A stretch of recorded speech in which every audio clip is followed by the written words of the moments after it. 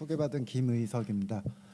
지금 현 대표님께서 CS 출신이시고 해서 저는 사실 사회과학자 역할이기 때문에 아마 약간의 통역이 좀 필요할 것 같아서 그 앞절에 여기 물론 다 알아들으셨겠지만 사회과학자가 이해하는 거는 또 어떻게 이해를 한다를 제가 간단하게 저의 이해를 한번 말씀을 드리겠습니다.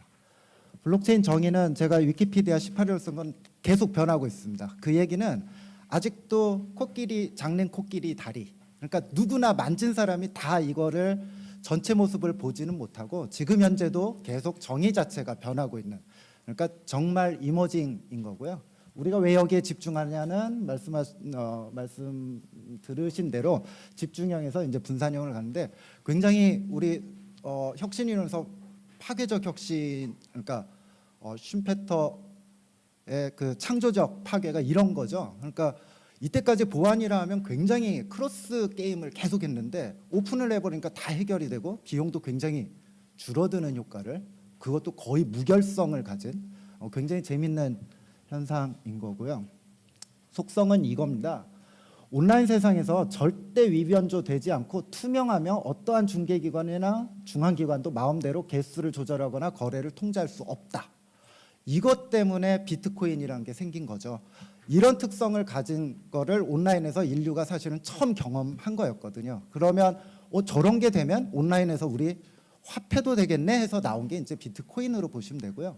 저런 속성 때문에 이제 산업 간 혁신의 가능성이 이제 자꾸 생기고 있는 겁니다. 저는 단톡방 얘기를 하는데요. 단톡방에서 위변조가 어려운 이유가 이런 거죠. 둘이 할 때는 내 거 지우고 중개기관인 은행 것만 지우면 되겠지만 이렇게 많을 경우에는 우리가 다 카톡 왔을 때 읽음 표시되기 전에 참여자의 모든 거를 지운다는 건 사실 불가능한 거죠. 그래서 블록체인을 쉽게 설명한다면 저는 이런 설명을 좀 드리고 싶거든요. 그래서 이 노드 수가 많으면 많을수록 실제 위변조는 불가능하다라고 생각을 하시면 되고요. 어떻게 가능할까? 이거를 좀 아셔야 할 것 같아요. 아까 마이닝 나오고 하는데요. 사실 암호학에서 온라인 세계는 믿지 못할 노드가 있을 수 있다라는 게 기본 전제잖아요. 그럼에도 불구하고 정보가 신뢰성 있게 전달이 되는 그런 상황을 이제 우리 비잔틴 장군 상황이라고 하는데 5장군이 6장군이 가운데 같은 시점에 공격을 해야 하는 메시지를 서로 주고 받았을 때 이 중에는 배신자가 있을 거라는 가정에도 불구하고 공격을 해서 성공할 그런 게 이제 사실 암호학에서 풀지 못한 오래된 문제였거든요. 사실 이 상황이 온라인 상황이거든요. 온라인 상황에서 신뢰는 굉장히 의미가 다릅니다. 현실 세계에서 신뢰는 전달은 제가 현상훈 대표님께 현 이사님 제가 100원 여기 드립니다라는 말을 할 때 적어도 현상훈 대표님이라는 거 그거조차는 의심 안 하잖아요. 또 하나 말이 음성을 통해서 전달되는 거 이 말이 중간에 변형될 거라고는 의심조차 안 하는데 온라인은 그게 아닙니다. 온라인에서는 그 상대방이 진짜 상대방인지조차가 일단은 의심을 해도 되는 상황이기 때문에 온라인에서 가치를 거래한다. 이 관점은 신뢰가 오프라인보다 훨씬 더 의미가 커집니다. 그런데 그런 상황에서 정보가 신뢰 있게 전달되는 방법이 비트코인, 사토시가 처음 푼 거죠. 사실 이전부터 풀 기회들과 어떤 징조들은 있었지만 가장 완벽하게 푸른 거죠, 그 문제를. 그래서 비트코인이라는 게 생긴 거고요. 우리들이 왜 채굴을 한다, 정말 아이들 장난 같잖아요. 이게 컴퓨터에서 문제를 풀어서 돈을 줘? 이게 말이 안 되잖아요. 근데 암호학에서 온라인 세계에서 정보가 신뢰 있게 전달되기 위해서는 시간이 걸리는 어떠한 작업이 필요합니다. 이거는 그러니까 믿지 못할 수도 있는 어떤 노드들 간에 있다라는 가정에서도 정보가 신뢰 있게 생태계가 조성이 되려면 누군가는 시간을 들여서 해야 하는, 그게 결국 암호학을 푸는, 그러니까 비잔틴 장군 상황을 신뢰 있게 만들기 위한 과정 중에 하나인 것입니다. 그러니까 우리가 10,000원짜리 같은 경우 거의 위변조 방지 요소가 한 22개가 뭐 그 이상 있는 걸로 저희들은 이제 얘기를 하는데, 온라인 세계에서 위변조를 못하게 하는 방법은 시간을 들이게 하는 겁니다. 그러니까 우리가 스팸 메일에서도 해시함수 개념이 나오는데, 스팸 메일이 동시에 10,000개, 20,000개를 너무 쉽게 보내기 때문에 스팸을 보내는 거거든요. 확률적으로 보면 1%라도 그거 하나 만 곱하기 뭐 0.1이라도 그거에 관한 비용보다는 얻어지는 게 많기 때문에 스팸을 보내는데, 여기서 각 스팸을 보내는데 단 0.1초라도 걸리게 한다면 스팸을 보내지 않습니다. 경제적 가치가 떨어지는 거예요. 그러니까 위변조, 온라인에서의 위변조의 강화되는 실체는 시간을 들이게 한다라는 거. 그러니까 그런 개념으로 보시면 마이닝을 한다라는 개념이 그 신뢰하지 못하는 상황에서 신뢰를 만드는 하나의 과정이라고 생각을 해주시면 훨씬 넌센스한 과정은 아니게 보이실 겁니다. 뭐 해시함수의 특성을 반드시 좀 이해를 하셔야 블록체인의 어떤 실체를 더 이해를 하시겠지만, 뭐 이전에 기술적인 얘기는 하셨으니까요. 블록체인 종류가 퍼블릭이 있고 프라이빗이 있고요, 중간형이 있는데, 지금 블록체인은 기업 간 할 때는 프라이빗으로 그러니까 한마디로 크로스된, 사실 엄밀히 얘기해서 프라이빗에는 중앙이라는 게 존재하는 거죠. 어쨌든 컨트롤하고 모니터링 한다라는 의미니까. 퍼블릭은 그렇지 않고요. 모든 참여자들의 권한은 동등합니다. 그리고 중앙이라는 게 없고요. 그리고 대부분은 공개형에서는 코인이 필요하죠. 그 신뢰에 소비되는 시간차들이 생기기 때문에 당연히 코인이라는 매개체가 필요합니다. 또 인센티브를 지급하기 위한 어떤 매체가 필요한 거죠. 반면에 그 프라이빗은 이런 과정이 사실은 상당히 간소화될 수 있습니다. 그 이유는 아까도 말씀드렸지만 이 중에는 배신을 할 수 있는, 신뢰하지 못할 노드가 있다는 가능성이 줄어들수록 사실 채굴이란 과정은 필요 없거든요. 갈수록. 그래서 프라이빗 같은 경우는 저희가 멤버십을 구성하고 어떤 가운데가 참여하는 그거조차를 컨트롤할 수 있기 때문에 사실 그 노드는 상당히 신뢰할 수 있는 참여자들인 거죠. 그렇다면 굳이 마이닝이란 과정을 거쳐서 그 신뢰를 담보하고 강조할 필요가 없는 거죠. 그래서 그 멤버들의, 노드를 구성하는 사람들의 신뢰성에 따라서 마이닝을 하고 안 하고 또 그걸 간소화할 수 있는 디그리가 생깁니다. 그래서 프라이빗 같은 경우는 마이닝은 자체가 필요가 없는 거죠. 이전 블록과의 정합성만 오케이 50% 이상 해준다면 바로 진행이 되는 거죠. 그래서 속도 당연히 이제 빠른 거고요. 그리고 토큰도 필요 없는 경우가 대부분인 거예요. 네. 그래서 합의 알고리즘이 결국 그 마이닝하는 방법에 관해서 얘기를 하는 건데요. 그 위에 POW, 작업을 증명한다, 시간을 들인 거를 나한테 보여줘야 내가 인정을 하겠다는 개념은 이 가운데 정말 신뢰하지 못하는 사람들이 있을 가능성이 농후하기 때문에 꼭 필요한 거고요. 밑으로 가서 그 진짜 다 신뢰한다라는 경우는 사실은 이 마이닝이라는 합의 알고리즘이 굉장히 단순화될 수 있는 거죠. 비트코인 얘기를 안 할 수가 없죠. 근데 이제 난이도가 계속 올라간다는 거, 자율적으로 지금 한 7분에서 8분 정도 되는 거죠. 그리고 그 난이도 조절은 아까 말씀드린 난스를 조절하면서 해시 함수를 1부터 풀게 하는 그 난이도를 조절하면서 스스로 난이도가 조절이 돼서 7분에서 10분 사이에 어떤 그 시간을 계속 유지하도록 스스로 조절을 하고 있습니다. 뭐 시작은 이렇고요. 비트코인을 CS나 암호학 하시는 분들이 오히려 그쪽 분들은 그렇게 특별할까라는 관심이 그 정도는 아니에요. 그런 이유가 사토시 논문이 8편을 사이테이션을 했는데, 레퍼런스로 봤는데 그 원천 지식들이 상당히 오래됐습니다. 그러니까 그 하나하나의 요소 기술을 보면 이게 왜 대단하지라는 의심을 충분히 품을 수 있는 거죠. 하지만 그 올드한 지식을 가지고 사토시가 잘 조합을 해서 그 풀리지 않았던 암호학의 문제를 사실은 푼 거죠. 네, 블록체인이 왜 중요할까에 관해서 저는 4차 산업혁명을 얘기할 때 그 플레이스를 얘기를 좀 하고 싶더라고요. 우리가 1차 산업혁명, 뭐 스팀 엔진, 그리고 2차 뭐 전기나 어떤 그 대량 생산 방법, 3차 인터넷 네, 4차에서 독특한 거는 모두 다 온라인 얘기입니다. 그렇죠? AI, IoT, 빅데이터, 뭐 스마트 팩토리도 결국은 디지털라이제이션이라는 이슈로 들어가고요. 그러면 혁명의 장이 변한 거죠. 그러니까 레볼루션급 변화가 온라인에서 일어난다는 얘기죠. 그래서 3차와 2차의 구분이 좀 되는 것 같고요. 그런 관점에서 보면 자, 그러면 온라인에서의 레볼루션급 혁명인데 그러면 뭐가 제일 중요할까라고 봤을 때 아까도 말씀드린 신뢰라는 거죠. 온라인에서의 신뢰는 훨씬 더 오프라인보다 그러니까 가장 기본이 돼야 합니다. 그러니까 앞에 계신 분께 제가 같이 거래를 하더라도 앞에 계신 분조차가 진짜 맞는지조차가 의심할 수밖에 없는 상황이 온라인 상황이기 때문에 신뢰는 가장 기본적인 이슈가 되는 거죠.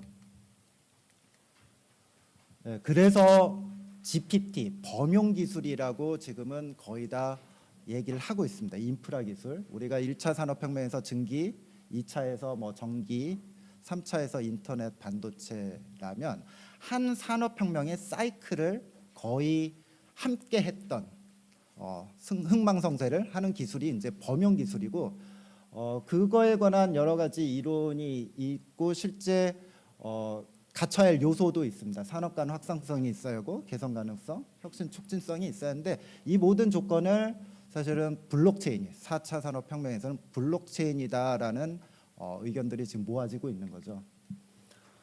페레스 교수의 그 산업혁명의 어떤 사이클을 연구하신 교수님의 책을 보고 논문을 보면 하나의 산업혁명은 그 말씀드린 범용 기술의 흥과 흥망성쇠에 따라서 한 사이클이 저문다라는 건데 기술혁명이 처음에 나오면 이게 이제 범용 기술의 출현이라고 보셔도 되겠죠.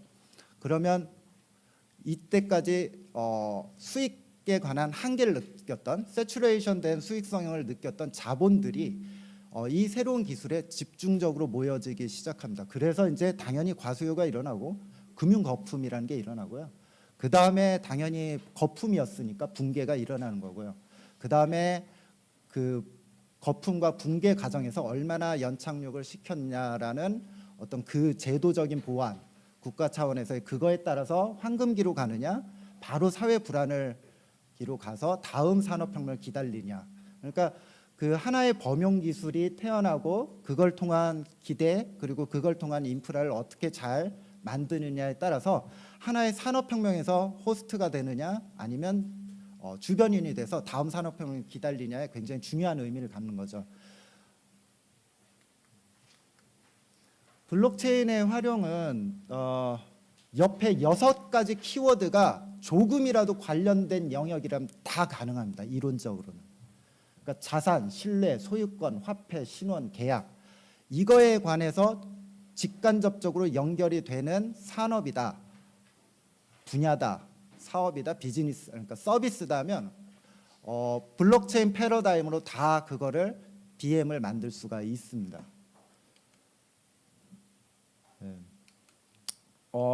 특별히 아까 말씀드린 스마트 컨트랙 얘기를 잠시 말씀을 드리면 아까 말씀드렸죠. 온라인 세계에서 위변조 될 수 없고 제3자가 절대 건드릴 수 없는 게 블록체인인데 비트코인인데 거기에 프로그램할 수 있는 영역이 있는 게 이더리움이라고 보시면 됩니다. 그리고 우리가 그것을 스마트 컨트랙이라고 부르는데 그러면 속성이 어떻게 변하냐면 온라인 세계에서 절대 위변조 될 수 없고 누구도 건들지 못하는 계약이라는 게 존재를 하게 되는 거죠. 그거는 인류가 한 번도 경험하지 못한 거고요.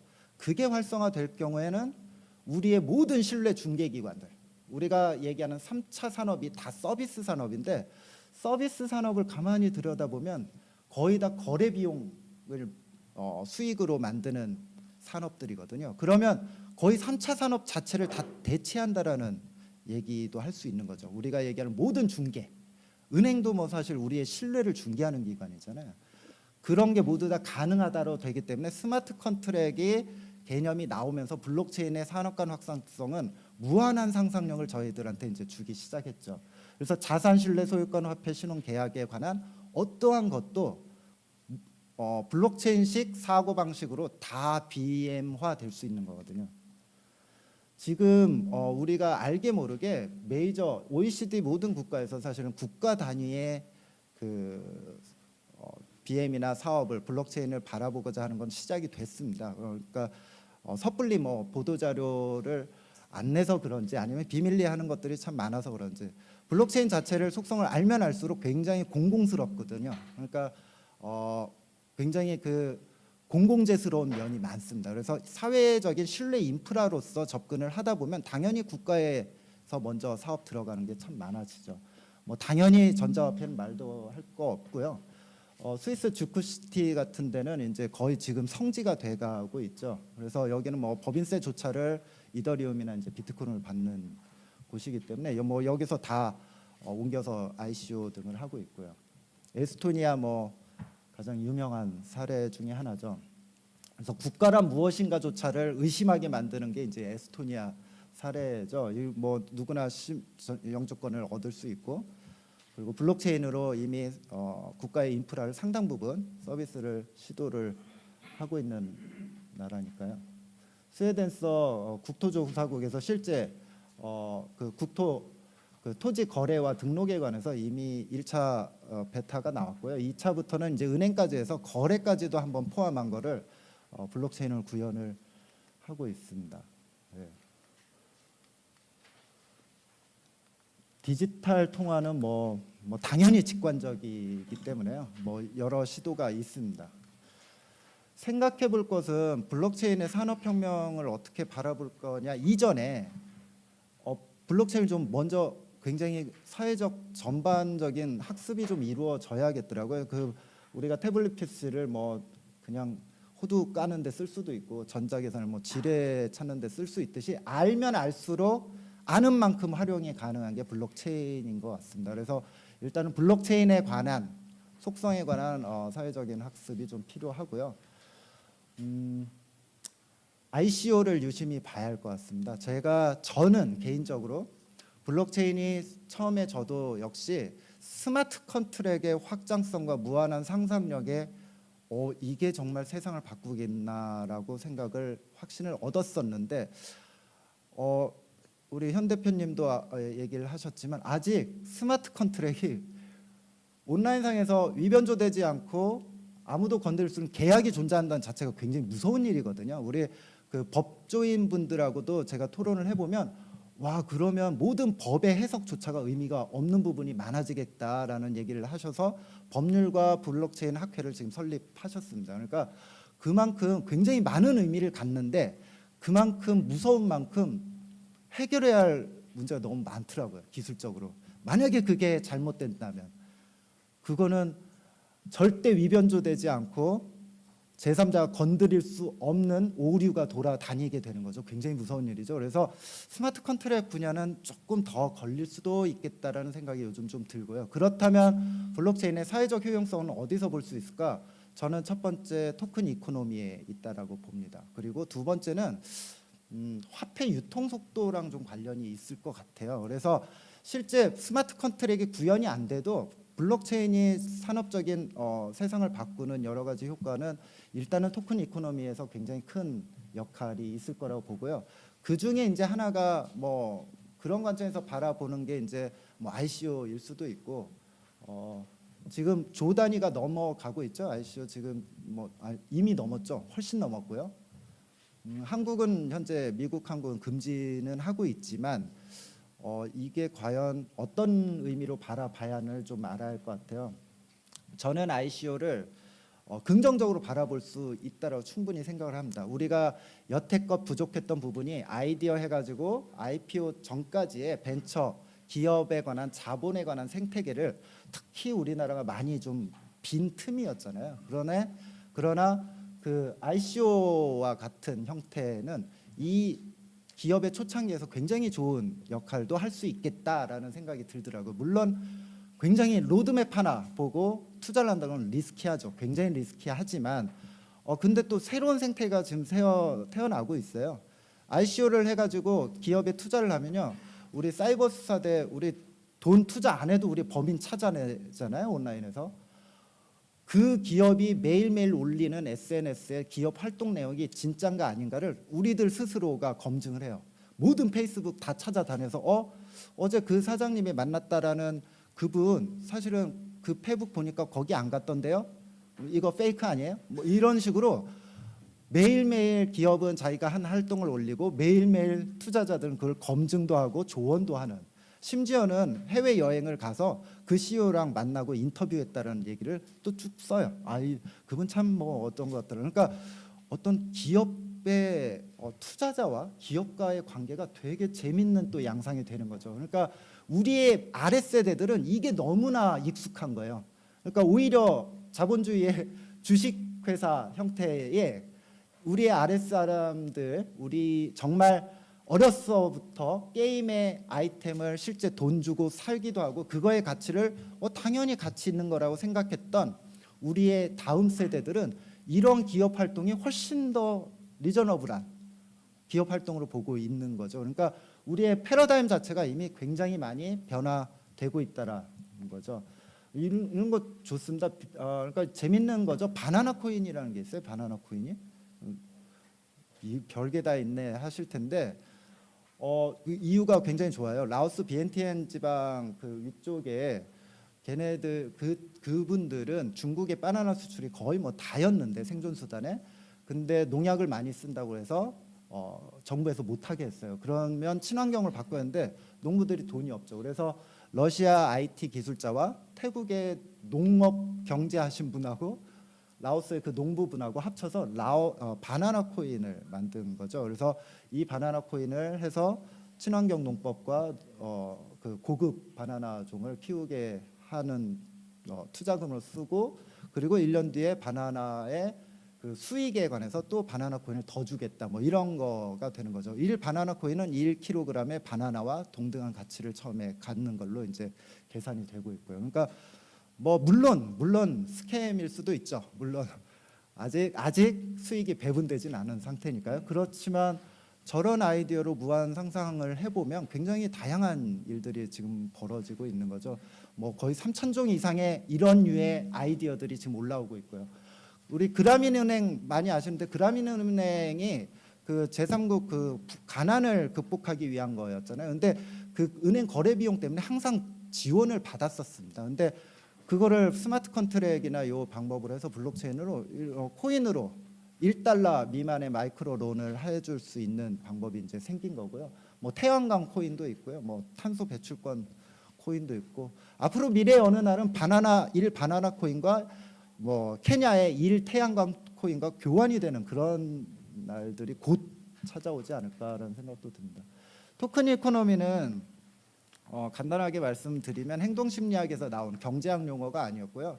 그 뭐 10개 쿠폰을 하면 뭐 상으로 바꿔주겠다라는 걸로 사람을 유도하는 건데, 이게 왜 의미가 있냐면 이때까지 우리가 경제적 유인이 미치지 못하는 그 구역들이 있습니다. 그러니까 롱테일에서 이 뒤쪽 부분은 굉장히 경제적 유인이 주고는 싶어도 너무 적거나 노력이 너무 드롭바이 드롭이거나 작거나 해서 못 주던 경제적 유인들이 굉장히 많았는데, 토큰 이코노미를 사용하는 어떤 블록체인의 토큰이나 코인은 그 작은 경제적 유인까지도 다 계산을 해줄 수 있는 거기 때문에 이 롱테일의 이 뒷부분의 그 경제적 유인과 생산성을 줄 수 있는 굉장히 새로운 유인책으로 가능하겠다. 저는 또 이렇게 생각을 하는 부분도 있어요. 아담 스미스가 얘기하는 보이지 않는 손이 블록체인의 이런 마이크로 토큰과 이런 걸로 보니까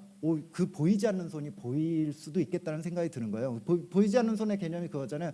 왜 개인은 그렇게 개인 욕심대로 이기적으로 경제 활동을 하는데 전체 사회 후생은 왜 또 높아질까? 왜 그게 모여서 긍정적인 방향이 될까? 그거는 보이지 않는 손이 작동하고 있다라는 게 이제 아담 스미스 얘기인데, 이걸로 보면 블록체인의 다양한 재화별 코인과 토큰 또 이런 활동을 볼 수가 있는 거잖아요. 이거는 그러니까 보이지 않는 손을 보이게 만드는 의미도 있겠다라는 생각이 좀 들더라고요.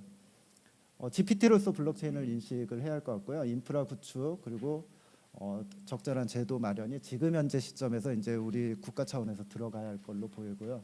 하지 말아야 할 거가 블록체인 그 자체 수익성을 논하는 오류를 범해서는 안 되겠다는 생각이 들더라고요. 무슨 얘기냐면 1차 산업혁명의 2차의 전기에너지를 만드는 그러면 발전기의 생산성, 수익성 뭐야라고 물어보는 건 굉장히 넌센스하잖아요.